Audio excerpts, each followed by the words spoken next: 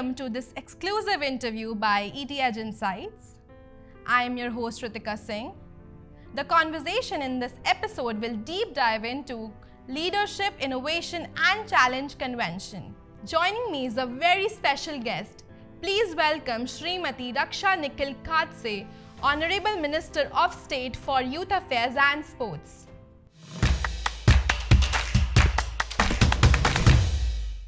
Starting my first question, how is Bharat government encouraging youth and how do you foster a culture of sports in India? मुझे लगता है कि भारत सरकार की तरफ से, खास करके हमारे प्राइम मिनिस्टर आदरणीय नरेंद्र मोदी जी की तरफ से यूथ को आगे बढ़ाने के लिए अभी काफ़ी इनिशिएटिव लिए जा रहे हैं और हमारे मिनिस्ट्री के माध्यम से भी। और जैसे कि यूथ आने वाले दिनों में हमारे देश के लिए बड़ा फेस है और डेवलपमेंट के हिसाब से अगर हम बात करें तो यूथ ही इस देश को आगे बढ़ाने वाला है। इसलिए यूथ मिनिस्ट्री के माध्यम से हमने माय भारत पोर्टल लॉन्च किया है कि जिसके माध्यम से हम सभी यूथ को, सब कॉलेजेस के जितने भी यूथ हैं उनको एक साथ जोड़ने का और गवर्नमेंट के साथ उसे लिंक करने के लिए हम माय भारत पोर्टल के साथ अभी यूथ को ला रहे हैं, जिसके माध्यम से यूथ अपने इनिशिएटिव्स, आइडिया भी उसके ऊपर शेयर कर सकते हैं या गवर्नमेंट की जितने भी स्कीम्स है या जितने भी आइडियाज़ है हम यूथ के साथ शेयर कर सकते हैं। तो दोनों वे से कम्युनिकेशन इसमें इस पोर्टल के माध्यम से होने वाला है। तो मुझे लगता है कि यूथ के लिए एक अच्छी अपॉर्चुनिटी है कि वो अपने आइडियाज़ भी इस गवर्नमेंट के साथ शेयर कर सकता है कि जिसके माध्यम से ज़्यादा हम इस देश को डेवलपमेंट के साथ बढ़ा सकें। और उसके साथ ही स्पोर्ट्स में भी आप देख सकते हो कि पिछले 8-9 साल से काफ़ी इम्प्रूवमेंट स्पोर्ट्स में अभी दिखाई हमें दे रहा है। और ख़ास करके अभी एथलीट्स के ऊपर, जो हमारे प्लेयर हैं उनके ऊपर अभी पूरा सरकार पूरी फोकस कर रही है कि एक स्पोर्ट्स कल्चर हमें पूरे हमारे कंट्री में हमें लाना है, ज़्यादा से ज़्यादा बढ़ाना है, हाउस टू हाउस हमें स्पोर्ट्स को लेके जाना है। इसलिए नई पॉलिसीज़ के ऊपर भी सरकार अभी काम कर रही है और यही अपेक्षा है कि आने वाले दिनों में ओलंपिक होस्ट की जब हम बात करते हैं तो हमारा नेशन उसके लिए रेडी होना चाहिए और हमारे एथलीट्स भी वो लेवल तक पहुंचने चाहिए। And what is the vision for the government for next 5 years? Next 5 year vision of the government यही है कि जैसे मैंने पहले बताया कि अभी जितने भी हमारी केंद्र सरकार की, मतलब हमारी स्पोर्ट मिनिस्ट्री की योजना है उसमें काफ़ी चेंजेस हम कर रहे हैं। जैसे अभी पहले खेलो इंडिया एक नेशनल गेम होता था, अभी खेलो इंडिया नेशनल गेम हो रहा है, खेलो इंडिया यूनिवर्सिटी गेम्स हो रहे, विंटर्स गेम्स हो रहे खेलो इंडिया, उसके बाद बीच गेम्स हो रहे, अस्मिता के माध्यम से महिलाओं को गेम्स में आगे लाया जा रहा है, स्कूल फेडरेशन के माध्यम से खेलो इंडिया के गेम्स हो रहे। तो हर सेक्टर से हमारे बच्चे आए, ट्राइबल्स यूथ गेम्स हो रहे और कॉर्पोरेट सेक्टर है उनको भी हम अप्रोच कर रहे हैं, उनमें भी अवेयरनेस हम ला रहे कि आप भी ज़्यादा से ज़्यादा खेल को प्रमोट करें कि जिसके माध्यम से एक पूरा स्पोर्ट्स का कल्चर हमारे देश में पूरा तैयार हो, कि जिसके माध्यम से आने वाले 5 सालों में एक अच्छा इंफ्रास्ट्रक्चर हम स्पोर्ट्स का तैयार कर सकते हैं।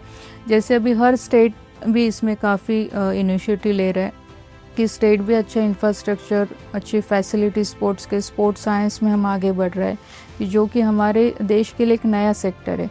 स्पोर्ट्स साइंस के माध्यम से हम हमारे एथलीट्स को काफ़ी अच्छे लेवल तक लेके जा सकते हैं। न्यूट्रिशन एक नया सब्जेक्ट है, दैन स्पोर्ट्स इंजीनियरिंग एक नया सब्जेक्ट है। इसमें भी अभी भारत सरकार और हमारी मिनिस्ट्री काम कर रही है। What is government doing to make India a global sports hub? जैसे मैं पहले बताया कि अभी हर स्टेट अपनी तरफ से पूरी कोशिश कर रहा है कि अपने स्टेट पे इंटरनेशनल लेवल का इंफ्रास्ट्रक्चर वहाँ पे रेडी हो, कि आगे चल के अगर कोई इंटरनेशनल लेवल पे अगर हमें मैचेस लेनी या क्रिकेट जैसे बड़े बड़े लीग्स लेने, दूसरे गेम्स के भी, तो हम इंटरनेशनली भी गेम्स का आयोजन यहाँ पे कर सकते हैं कि जिसके माध्यम से एक इंटरनेशनल स्टैंडर्ड हमारे इंडिया में भी सभी गेम्स के माध्यम से आने वाले दिनों में दिखाई देगा। तो उसके लिए पूरी तैयारी भारत सरकार राज्य सरकार के साथ मिलकर कर रही है। And how are you identifying talent at the grassroots level? Talent identification जो कीर्ति प्रोग्राम है जो ऑलरेडी शुरू हो चुका है, एक कमेटी भारत सरकार की है कि हर स्कूल में जाके या डिस्ट्रिक्ट में जाके टैलेंट आइडेंटिफिकेशन प्लेयर्स का हो रहा है कि जिसके माध्यम से हम ये पता कर सकते कि आज एथलीट्स जो खेल रहा है या जो परफॉर्म कर रहा है 2-3 महीने में उसका परफॉर्मेंस कितना इम्प्रूव हुआ है या नहीं हुआ है, उसे और इम्प्रूव करने के लिए क्या ज़रूरत है। तो ये पूरा डेटा जो भी एनालिसिस होता है कीर्ति प्रोग्राम के माध्यम से, तो ये हमारे मिनिस्ट्री के पोर्टल पे जाता है। सभी कोचेस को भी ये डेटा पूरा शेयर होता है या एथलीट्स को भी पता चलता है कि आज मैं यहाँ इस लेवल पे था, कल मैं इस लेवल पे जा सकता हूँ या मुझे करने की कोशिश करना है। तो ये पूरा टेक्नोलॉजी के माध्यम से अभी सभी डेटा जो है गवर्नमेंट के पास पूरा ऑन द रिकॉर्ड है, ऑनलाइन है। तो इससे कई आसानी चीज़ें हो जाती है कि आज हमें भी पता चलता है कि आज हमारा एथलीट्स कहाँ पे उसे ज़रूरत है कि उसे सपोर्ट करना है, या कोचेस को पता चलता है कि उसे कहाँ पे सपोर्ट की ज़रूरत है, तो उसके हिसाब से उन्हें आगे बढ़ाया जा रहा है। Why is sports important in each and every household, and how can households incorporate sports in their day-to-day life? जो मैंने स्पोर्ट्स को समझा 1 साल में, मुझे लगता है कि आज का यूथ अगर हम देखें तो सभी मोबाइल के पीछे या सोशल मीडिया के पीछे भाग रहे हैं। आज डिप्रेशन के इतने इश्यूज़ हो रहे हैं, एडिक्शन के इतने इश्यूज़ हम दिखाई देते हैं कि आज बच्चों को पता नहीं चलता है कि क्या करना है, या पेशेंस उनमें नहीं है। आज कई बार गलत डिसीजन बच्चे आज का यूथ ले रहा है। तो मुझे लगता है कि एक स्पोर्ट्स एक ऐसा सेक्टर है कि जहाँ बच्चों को हम इन सब चीज़ों से अलग कर सकते हैं, और स्पोर्ट्स के माध्यम से आज मेंटली भी वो फिट हो रहा है, फिज़िकली फिट हो रहा है, टाइम मैनेजमेंट के बारे में वो स्पोर्ट्स से सीख रहा है, यूनिटी के बारे में सीख रहा है, टीम मैनेजमेंट के बारे में आज वो सीख रहा है। तो मुझे लगता है कि सभी फैक्टर से हम देखें तो स्पोर्ट्स एक ऐसा सेक्टर है कि जिसके माध्यम से आज का युवा के साथ मैं तो सभी को बोलूँगी कि वो मेंटली और फिज़िकली फिट रहने का एक अच्छा माध्यम है। And why do you think, apart from mental health, physical well-being is also very important, and how can we club these two? Of course जैसे मैं बोला कि स्पोर्ट्स ही एक ऐसा माध्यम है। आज अगर हम बात करें, अभी yoga is also included in sports also, तो योगा भी एक ऐसा माध्यम है कि जो मेंटली हमें फिट रखता है, फिज़िकली फिट रखता है। और स्पोर्ट्स का भी वही काम है, क्योंकि स्पोर्ट्स, अब कोई भी स्पोर्ट्स खेलते हो तो इसमें कंसंट्रेशन आपका रहना काफ़ी ज़रूरी है। तो मेंटली आपको फिट रहना काफ़ी ज़रूरी रहता है। उसके साथ ही आपको अच्छा परफॉर्म करना है तो फिज़िकली भी फिट रहना उतना ज़रूरी है। तो ऑटोमेटिकली आप सभी चीज़ों के ऊपर काम करते हो, आपके न्यूट्रिशन के ऊपर भी आप काम करते हो, मेंटली हेल्थ के ऊपर भी काम करते हो, फिज़िकल हेल्थ के ऊपर भी काम करते हो। और मुझे लगता है कि सही मायने में हमें आगे जाने के लिए करियर वाइज या हमारे अलग प्रोफेशनल में भी हमें आगे जाना है या स्टेबिलिटी हमारे लाइफ में लाना है, तो ये सब चीज़ें हमें ज़रूरी है और स्पोर्ट्स के माध्यम से हमें मिलती है। And how can schemes for youth can be aligned with other schemes like Digital India or Startup India? जैसे मैंने पहले बताया कि माय भारत एक ऐसा पोर्टल है कि जहाँ पे हम सभी मिनिस्ट्री को अलाइन कर रहे हैं, उसके साथ प्लग कर रहे हैं, कि जहाँ पे यूथ जाके हर मिनिस्ट्री की योजनाएं देख सकता है। जैसे स्टार्टअप योजना है, जैसे मेक इन इंडिया योजना है, स्किल डेवलपमेंट्स की काफ़ी योजना है, एग्रीकल्चर की योजना है, वुमेन एम्पावरमेंट की काफ़ी योजना है, सेल्फ हेल्प ग्रुप की योजना है। तो हर एक स्कीम को वहाँ पे जाके वो देख सकता है, उसके बारे में जान सकता है, या उसे कुछ क्यूरीज होगी तो उस पोर्टल के माध्यम से वो सवाल भी पूछ सकता है कि उसे वही समय पे उसे इंफॉर्मेशन मिलेगी। और उसके साथ ही यूथ को हम इस पोर्टल के माध्यम से सोशल रिस्पॉन्सिबिलिटी या नेशन की रिस्पॉन्सिबिलिटी के बारे में भी हम बता रहे हैं कि हर यूथ ने अपने अपनी तरफ से कुछ ना कुछ योगदान हमारे देश के काम में उन्हें देना है।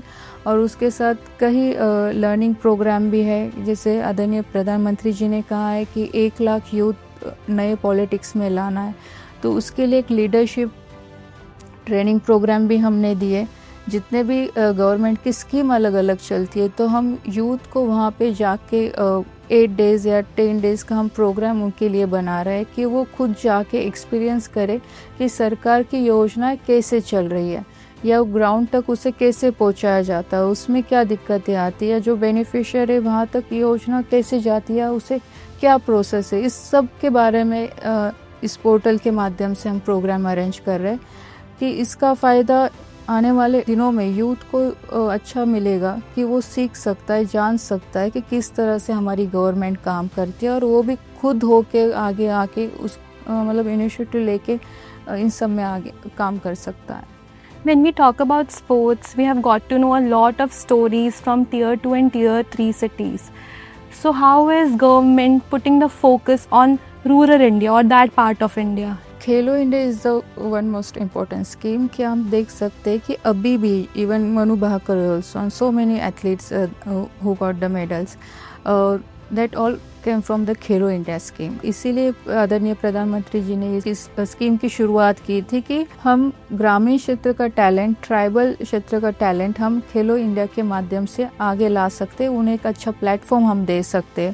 और आज कई उदाहरण हम देख सकते कि आज खेलो इंडिया के माध्यम से हमारे एथलीट्स आगे आके उन्हें आज इंटरनेशनल लेवल तक वो पहुंच रहे, उन्हें मेडल मिल रहे। आज कश्मीर तक हम पहुंच गए कि कश्मीर में भी हम देख सकते कई अच्छे एथलीट्स हैं। नॉर्थ रीजन में हम देख सकते कि कई अच्छे एथलीट्स खेलो इंडिया के माध्यम से आगे आए, साउथ के आए। ऐसे कई उदाहरण हम दे सकते कि उस रीजन से अच्छे एथलीट्स खेलो इंडिया स्कीम के माध्यम से ही आगे आ रहे हैं, क्योंकि खेलो इंडिया का सेंटर हर डिस्ट्रिक्ट में एक शुरू है, कई राज्यों में 2 सेंटर शुरू है कि जिसके माध्यम से एक अच्छी अपॉर्चुनिटी वहाँ के लोकल खिलाड़ियों को मिल रही है और एक अच्छा प्लेटफॉर्म उन्हें मिल रहा है। इसलिए जितने भी, जैसे मैंने पहले ही बताया कि खेलो इंडिया नेशनल यूथ गेम्स है, खेलो इंडिया यूनिवर्सिटी गेम है, खेलो इंडिया विंटर गेम्स है, ये सभी जितने भी खेलो इंडिया के अलग अलग वेरिएशन के गेम्स है, वहाँ पे सब ग्रामीण क्षेत्र से ही या ट्राइबल क्षेत्र से ही एथलीट्स वहाँ पे आ रहे हैं और वो अपना परफॉर्मेंस दे रहे हैं। और उसके साथ ही गवर्नमेंट उन्हें सपोर्ट भी कर रही है।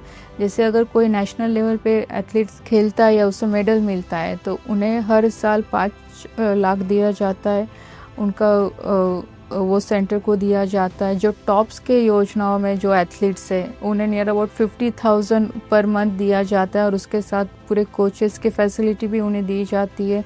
एथलीट्स जहाँ चाहता है वहाँ पे जाके इंटरनेशनली या नेशनली प्रैक्टिस कर सकता है। जितने भी हमारे साई के सेंटर है, स्पोर्ट अथॉरिटी ऑफ इंडिया के जितने भी हमारे स्पोर्ट सेंटर है, वहाँ पे आज आप जाके देख सकते हो कि वहाँ पे वर्ल्ड क्लास की फैसिलिटीज़, वहाँ पे स्पोर्ट्स साइंस का सपोर्ट है, वहाँ पे न्यूट्रिशन का सपोर्ट है, कोचेस का सपोर्ट है। आज पूरी तरह से सरकार यही कोशिश कर रही है कि हमारे देश का खिलाड़ी कहीं पे भी ना कम रहे, वो इंटरनेशनल खिलाड़ी के साथ कंपटीशन कर सके उस लेवल तक की आज भारत सरकार के माध्यम से और हमारे मंत्रालय के माध्यम से तैयारी शुरू है। Ma'am, last question to you is, you are one of the youngest women parliament leaders. So any message you have for the young change makers or young athletes who are trying to make their mark? मैं सभी मेरे जैसे जितने भी युवा लोग हैं उनको यही मैसेज देना चाहूँगी कि पहले पॉलिटिक्स के बारे में बहुत गलत बोला जाता था, लेकिन हम जैसे युवाओं की ज़रूरत इस देश को है और मुझे लगता है कि एक गेम चेंजर भी हमारे माध्यम से हो सकता है। और इस देश को आगे बढ़ाने के लिए युवाओं की टैलेंट की ज़रूरत है, एक अच्छे चेहरे की ज़रूरत है कि जो आगे बढ़ के हमारे देश को आगे लेके जा सकता है, क्योंकि हमारे पास टैलेंट है, हमारे पास एनर्जी है। और युवाओं की एनर्जी अगर सही दिशा में अगर हम आगे बढ़ाएं तो मुझे लगता है कि हमारा देश उसी दिशा में आगे बढ़ेगा, पूरे समर्थ के साथ बढ़ेगा। और जैसे विश्व गुरु बनने की हम बात करते तो इस देश का युवा ही इस देश को विश्व गुरु बनाएगा। Thank you, ma'am. Thank you for joining us on this wonderful conversation and talking about the aspiring story of India. Thank you so much.